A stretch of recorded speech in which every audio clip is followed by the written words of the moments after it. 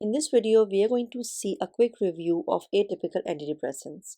So let's get started. So first we'll see some points to remember about atypical antidepressants. Atypical antidepressants are a mixed group of agents.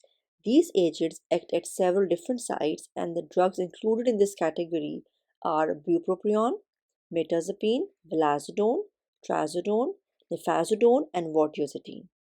So first we'll talk about bupropion. Main points to remember about this drug is that it's a weak dopamine and norepinephrine reuptake inhibitor. It can be used in the patients of depression. It can also be used to decrease the cravings and attenuating the withdrawal symptoms of nicotine in patients who are trying to quit smoking. It is metabolized via CYP2B6 pathways, and it has a relatively low risk for drug-drug interactions because there are few agents that are inhibited and induced by this enzyme CYP2B6. The side effects include sweating, tremor, nervousness, dry mouth, and a dose-dependent risk of seizures. So this drug should be avoided in those patients who have a risk of seizures. This drug has a very low incidence of sexual dysfunction. Next drug is vilazodone.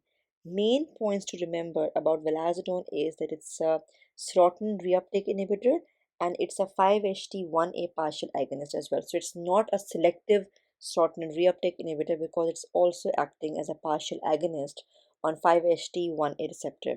The side effects of this drug is confusion, agitation, sweating, discontinuation syndrome if this drug is abruptly stopped.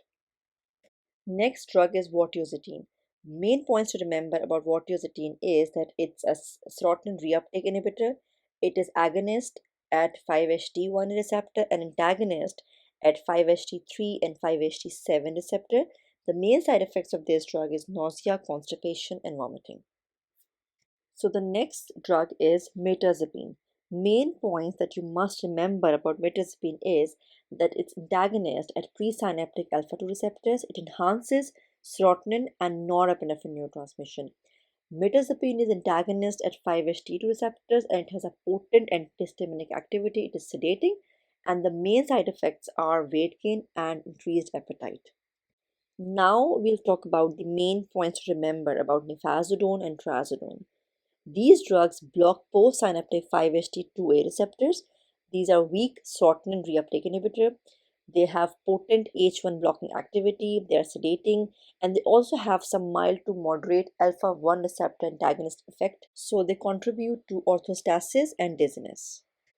So that's it. Thanks for watching. If you like the video, don't forget to like, share, and subscribe PharmCept. Thank you.